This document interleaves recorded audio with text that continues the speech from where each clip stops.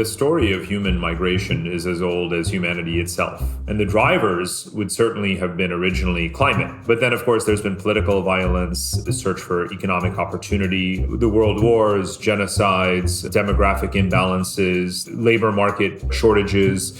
If we are to help change and develop African countries, then everybody needs to contribute. The role that cannot be emphasized enough is the role by business. Business being ultimately the providers of capital, that is where the magic happens. I would say if you're a country that's attracting young people, you're going to be fine. You're going to have taxpayers, innovators, entrepreneurs, homeowners, renters, construction workers. You're going to have those things. And if you're losing people, you're not going to have those things. From PwC's management publication, Strategy and Business, this is Take on Tomorrow, the podcast that brings together experts from around the globe to figure out what business could and should be doing to tackle some of the biggest issues we face. I'm Lizzie O'Leary, a podcaster and journalist in New York. And I'm Ayesha Hazarika, a broadcaster and former senior political advisor in London. Today, we're talking about global mobility. We live in a world where migration flows are increasing. While some are forced to move by war, poverty, or climate change, others choose to move. With greater mobility becoming the new normal, how should business respond? How can economies suffering the effects of the brain drain attract skilled workers to come home? And can businesses help create a more circular flow of people and skills across the globe? Could mobility be a solution to some of the challenges we face? To answer those questions and explore some of the current trends shaping migration, we talked to Parag Khanna, who you heard at the start. Parag's an entrepreneur and author of the book Move. But first, we're joined by PwC's Dion Shango, Territory Senior Partner for Africa Central and Southern Africa. Dion, welcome to the show. Thank you very much, Ayesha. It's a pleasure to be with you and Lizzie. Dion, as we talk about and contemplate an increasingly mobile future, what are your clients telling you are their greatest concerns? We are hearing quite a number of concerns from our clients. Our clients are telling us that increasingly they are finding it more challenging to find people who have the type of skills that are incredibly difficult to teach and not easily automated. Creativity, innovation, emotional intelligence, as well as the ability to work in teams. There is a bit of a contradiction, though, in many of our markets in Africa, in the sense that we do see high unemployment, particularly amongst the youth in many of our countries. And so, on the one hand, the African continent is blessed with a demographic dividend, but on the other, these millions of people who could be so productive to their economies do not appear to possess, at the moment at least, the type of skills, knowledge, and attributes that make them highly attractive in the employment market. Dion, you've just raised some really important issues there, but we'll come back to you on the role that business can play in a moment. But Lizzie, you spoke to Parag Khanna, author of Move. Tell us what his book is about. It's a book about the future of global mobility and explores the main forces that have shaped the movement of humanity across the globe, both past and present. And it looks at a number of scenarios for a more mobile future. But I began by asking Parag whether there's a substantial difference between the historical drivers of migration and the reasons people move today. The story of human migration is as old as humanity itself. And the drivers would certainly have been originally climate, right? The search for a stable habitat in the absence of modern heating and air conditioning. But then, of course, there's been political violence, the search for economic opportunity, the world wars, genocides, demographic imbalances, labor market shortages. All of these factors have been, key drivers of migration, but in different volumes and different times. Today, in the 21st century, we're seeing all of those factors at play simultaneously. We have 7 or 8 raging conflicts around the world that are simultaneously the origin of at least 1 million refugees or asylum seekers. And then, of course, you've got the labor imbalances. There's never been a greater gap between old and young within countries and across them. And then you have technological disruption, of course, people being displaced as factories close, jobs are outsourced, and so on. And then climate change is back with a vengeance, right? In the last 2 decades, according to the International Organization of Migration, a third of the total displaced people in this young century that we're in are accounted for by climate change. So now you've got kind of 1/3 political, 1/3 economic, 1/3 climate. And that's where we are today. And I wonder, when you look at these different kinds of migration, who are the people who we're talking about here? And do you think those different kinds of people matter when we think about this holistically? It does. Let me give 2 answers. We have a world population of 8 billion people, and we might say that 4 billion of them are either geographically isolated, are too poor, are old, are infirm, are politically unable. So now I'm talking about the other 4 billion. The majority of them are young. The majority of them are in Asia or are in developing countries, Africa, Middle East, and so forth. So I, in particular, therefore, look at the mobility of young people from the developing world. When we think about who's going to fill our labor shortages, even as we also have 150 million young people in the United States, it's still not enough. So there is going to be mass migration on the basis of just the economic demand and labor shortages alone, to say nothing of the climate crisis and political violence and other drivers. If you're sitting in a C-suite, what should you be thinking about to help those people become a part of your workforce and encourage that mobility? So if you are company X operating in markets A, B, C, D, E, F, you want to think about what is it that you're doing in those geographies? What's the workforce that you need? What skills do they need to have? Are the local educational institutions sufficient? What's the contingency plan if the country falls apart for geopolitical reasons, or if there's a power crisis, a climate crisis, whatever the case may be? So the geography of your workforce, the connectivity of your workforce, the skills of your workforce are all things that you yourself actually have to think about. When you think about globalization, what's not working and how can businesses make it work better?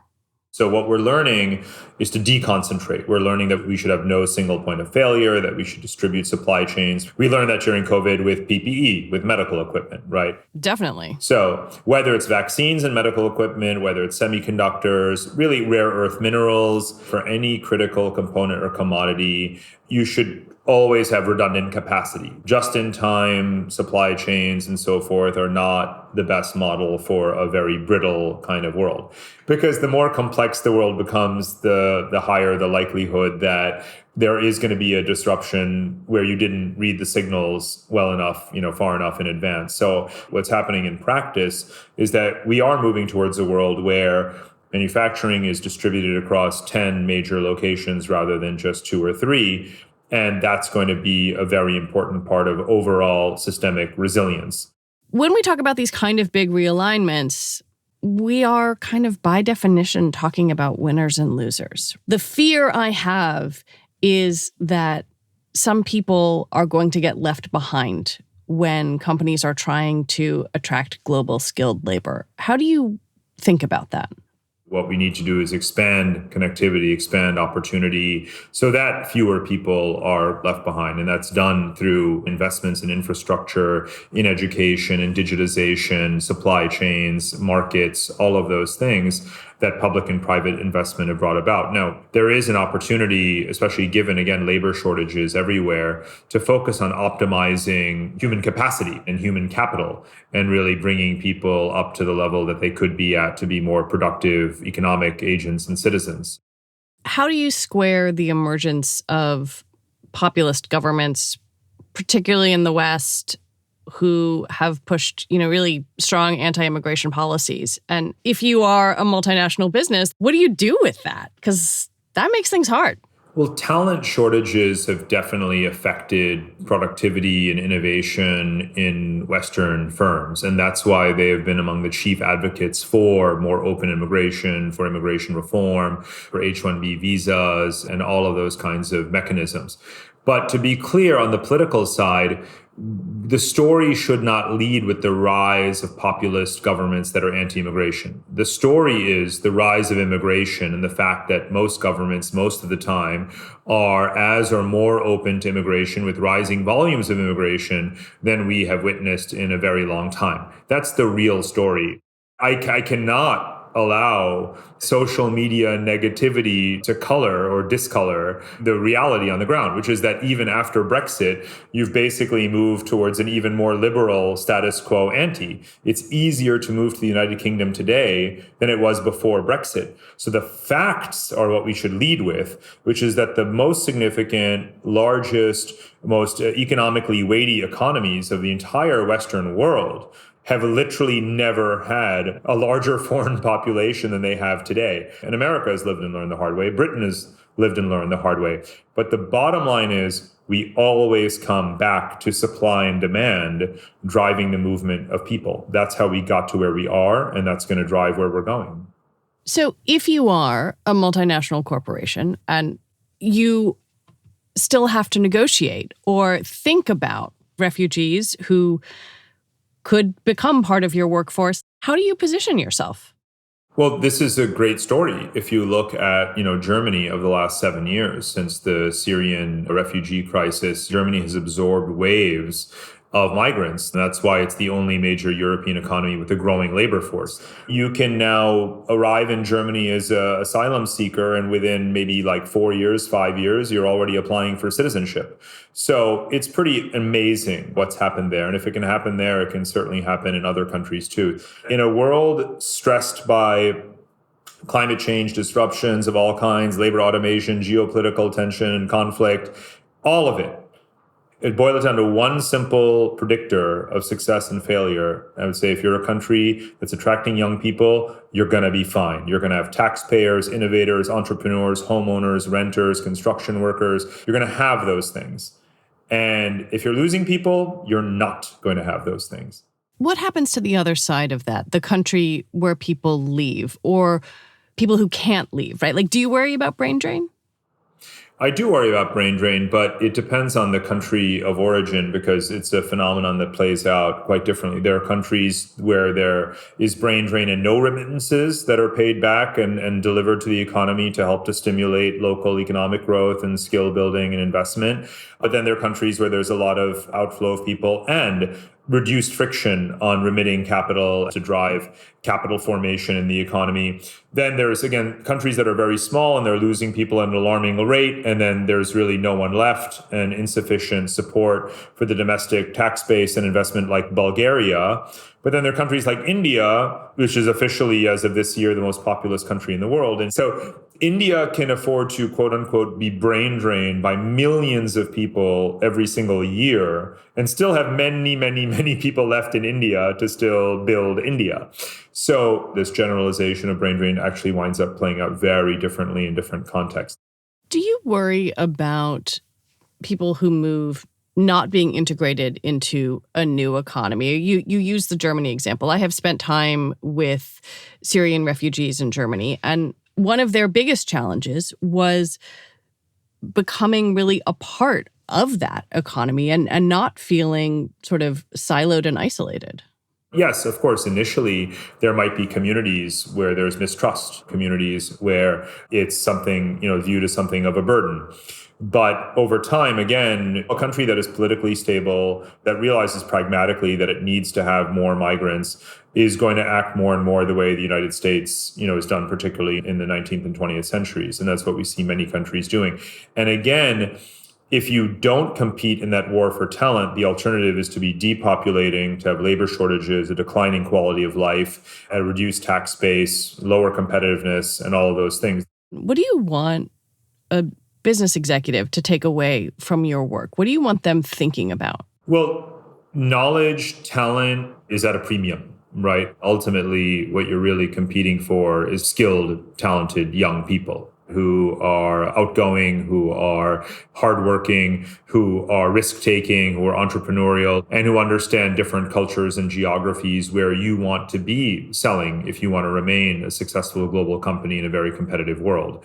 So focusing laser-like, if you will, on young talent, wherever it may be, however it can be useful for you, in person or remote, east, west, north, south, that's what I think corporate management needs to be focused on when it comes to this issue. Parag Khanna, thank you so much for talking with me. My pleasure. Thank you.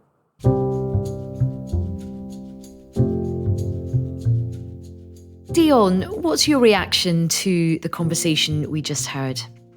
Listening to the interview has just reminded me how critical it is to have more collaboration in order to really address this challenge of having sufficient productive capacity, sufficient employment capital in many parts of the world.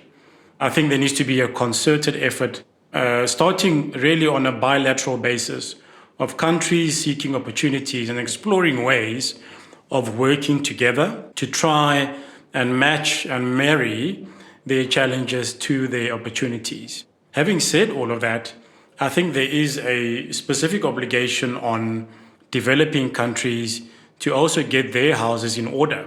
Africa today, generally in most countries, you have this significant intergenerational gap between those that are tasked with leading those nations and those who form the vast majority of the populations of those countries. And so we need to see a generational shift of younger leaders that are more in tune with the needs of the very young populations of the continent, and to be more proactive in grasping the opportunities of collaborating better with more developed countries and finding ways in which this human capital, much younger human capital of African countries, can be deployed more effectively and in a way that is much more fairer and equitable for Africa, to ensure that there are equal benefits for all countries. In the part of the world you work in and oversee, South Africa and Africa more broadly, what are the reasons that those young workers are moving somewhere else? Generally, the issues that we see that give rise to the brain drain are what I would call macroeconomic factors. If you take my own home country, South Africa, we are subjected to rolling blackouts. Electricity supply has to be rationed, and people have to do without power for a certain number of hours in the day. As you would expect, that results in a significant negative impact on business, particularly small businesses, and that just erodes confidence in the economy more broadly. Another impact is that the way that the country is rated by the ratings agencies is that we are assigned a higher level of risk. What happens then is that our currency is downgraded, and so the rand US dollar exchange rate weakens over time. And again, that just takes away from the buying power of the man in the street. And so these are some of the factors that then prompt a young person to say, but hang on, I have the type of skills that are marketable enough and useful enough to make me eligible to find work in another country, be it the UK, the US, or another part of Europe. I'd love to talk a little bit about climate change. I wonder if you see that starting to affect how young workers think about where they want to be in the future. You know, if you're in Senegal, if you're in Côte d'Ivoire, in a country that is having, say, water issues, do you want to be somewhere else? And is that a place where business can identify perhaps opportunities to court these workers? Without doubt, Lizzie, again, all these issues, shortage of energy, shortage of power, do play a significant role in the decision-making of our young people. Issues like climate change are critical for our future and how we define the role of young people in helping to address this particular risk to the continent. Again, if I reference a country like South Africa, we have a fairly large mining industry. You have whole towns that exist and operate on the back of coal mines that are adjacent to them or built near them. And so on the one hand, everybody agrees that the world needs cleaner energy. But on the other hand, closing all of these coal mines will have a significant impact at a human level by virtue of all of the jobs that will be lost and taken away, and people effectively losing their livelihoods. And so in this moral and ethical dilemma, business has a key role to play in defining how people that are dependent on these industries, such as coal mining, that are bad for the planet, can be given the skills and tools to be able to contribute in other ways to the economy. This will require significant leadership from business. Now, Dion, we've spoken a lot about migration out of Africa to Europe and elsewhere, but talk to us about what's happening with migration within Africa. I like that question in the sense that when I came into my existing role as senior partner for Central and Southern Africa some 3.5 years ago, this was actually one of my key objectives to improve within our firm, to get people to move around consistently more than was the case at the time, and to work much closer together on a cross-border basis. And that means physically uprooting people from their home countries and giving them the ability to work on projects in other countries that will have them actually be based in those countries for a good number of weeks or even months. I strongly believe that this type of cross-pollination of skills, knowledge, cultural experiences across the continent will be crucial for the growth and development of Africa, because historically, intra-Africa trade has been simply too low. So without doubt, Ayesha, the movement and migration of people across the continent will be crucial for the growth and development of Africa. When you talk about finding opportunity, whether it's people moving within Africa or coming to Africa, where does the responsibility for making that happen lie? Does it lie with the political class? Does it lie with young people? Or does it lie with people who work for multinationals and can articulate a vision for being a welcoming hub? The simple answer, Lizzie, in my view, is all of the above. And the reason why I say that is that young people in Africa are the same as young people anywhere else in the world. They want to know that if they apply themselves using their skills, their knowledge, their capabilities, that they will be fairly rewarded and recognized for that. They want to know that they are in an environment that makes it conducive to raise young families. And so if we are to convert and help change and develop African countries to create those types of environments, then everybody needs to contribute. Without doubt, the political class will be crucial in terms of setting policy frameworks that makes it easy for their countries to have people live in them. But absolutely the role that cannot be emphasized enough is the role by business. Business being ultimately the providers of capital. That is where the magic happens. Well, Dion, it's been so interesting speaking with you and getting your expertise and your insights. Thank you so much for joining us. Thank you very much, Ayesha and Lizzie. I've thoroughly enjoyed the discussion. That was really interesting. I am incredibly struck by this gap that Dion talked about between what workers want, what they're clamoring for, and the political class and leaders and what they're offering, and whether and how that can be bridged, because clearly there is so much opportunity. I would agree with you. That was a fascinating episode and a fascinating conversations. And of course, we're used to migration being pitched in quite a hostile way, in quite a negative way. And it was actually really interesting to hear about migration, not just from Africa to Europe, but also the importance of migration within the continent of Africa, and about Dion saying that, you know, more trade and more skills and more movement around Africa is going to be so important to the continent's economic growth. I thought that was fascinating. That's it for this episode. Join us next week when we'll be asking, can capital help solve climate change? Banks don't deserve to exist unless they're adding value and can add something to their customers. The question is, what can a bank do about that? Well, you know, one of the most important things is we can finance the transition. We support millions of businesses and millions of customers who every day are making choices that will affect the planet, will affect climate. Take On Tomorrow is brought to you by PwC Strategy and Business. PwC refers to the PwC network and or one or more of its member firms, each of which is a separate legal entity.